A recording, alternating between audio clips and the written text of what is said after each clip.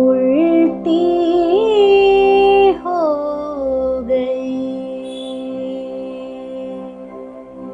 എന്തെന്ന് നിർവചിക്കാൻ കഴിയാത്ത ഒന്നിനെക്കുറിച്ചാണ് മനുഷ്യൻ വേവലാതിയിലാകുന്നത്. ഹൃദയത്തിന്റെ രോഗം ചികിത്സിക്കുക എന്നതാണ് ഏറെ പ്രധാനം.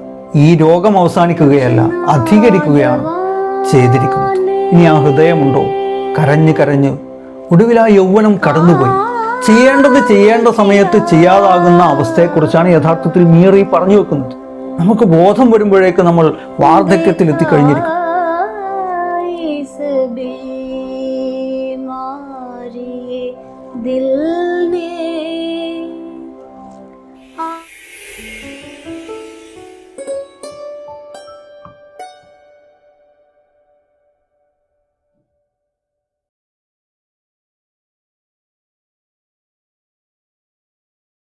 വഴിയാത്തിലേക്ക് സ്വാഗതം.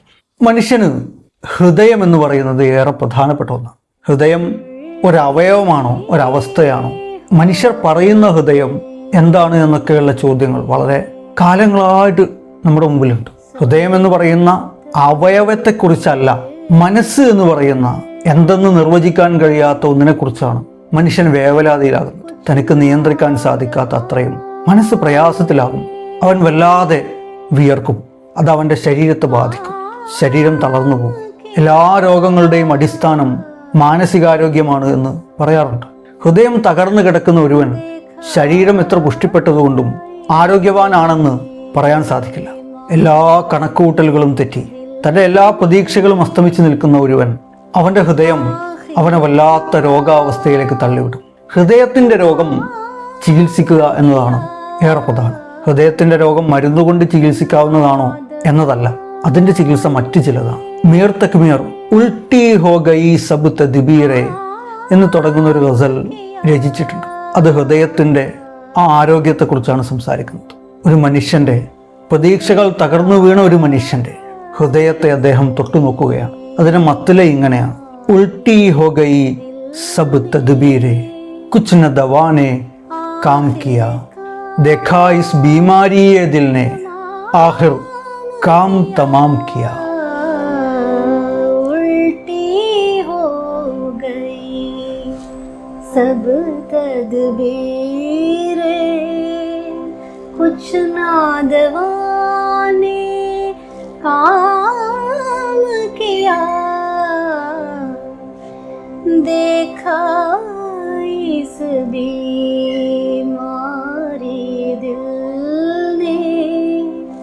आखिर काम तमाम किया.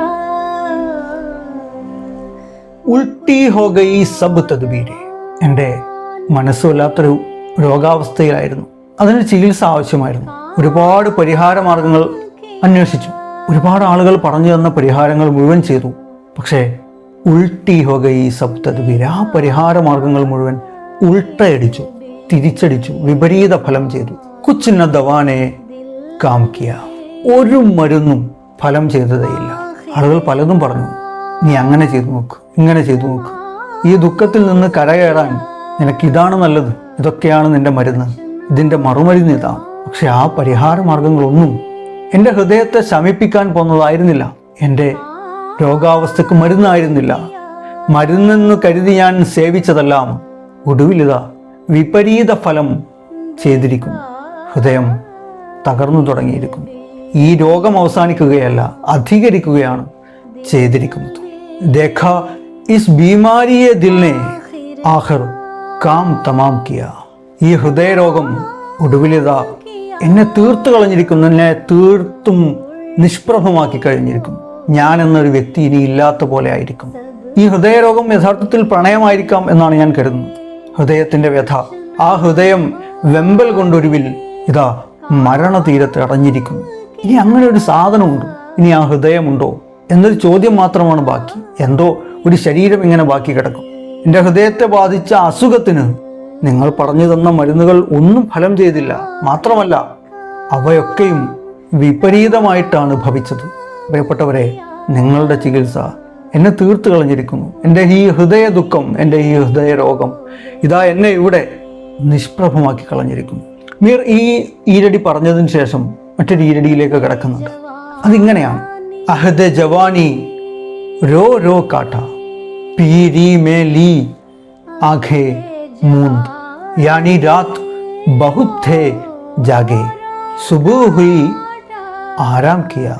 अहदे जवानी रो रो काटा पीरे मेली आंखें मूंद यानी रात बहुत थे जागे यानी रात बहुत थे जागे सुबह हुई आराम किया.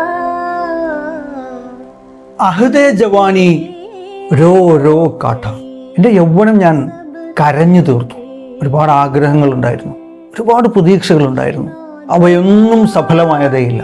എൻ്റെ യുവത്വം കരച്ചിലിനാണ് ഞാൻ ഉപയോഗപ്പെടുത്തിയത്. എൻ്റെ വിഷമങ്ങൾ എന്നെ വേട്ടയാടിക്കൊണ്ടേയിരുന്നു. കരഞ്ഞ് കരഞ്ഞ് ഒടുവിൽ ആ യൗവനം കടന്നുപോയി. അപ്പോൾ എന്ത് സംഭവിച്ചു? പീരി മേലി ആംഖേ മൂന്ത്. യൗവനമൊക്കെ കരഞ്ഞു തീർത്തു. ഒടുവിൽ എന്നെ തേടി വാർദ്ധക്യം വന്നു.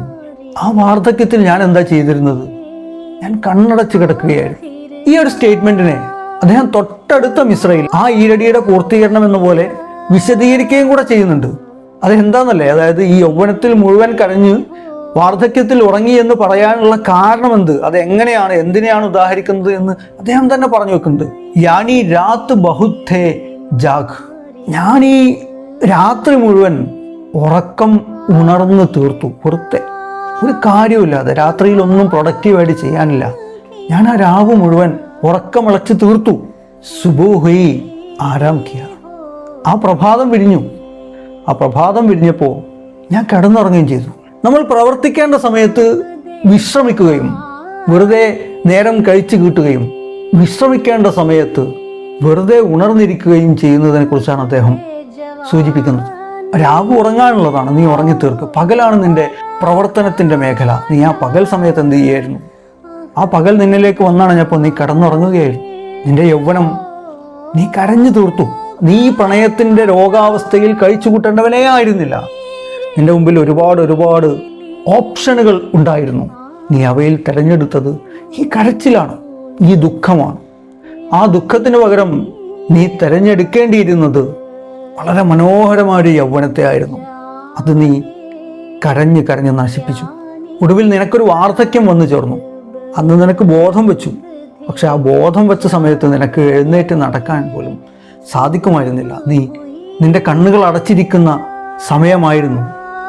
വാർദ്ധക്യം നിന്നെ അത്രമേൽ കീഴ്പ്പെടുത്തിയിരുന്നു.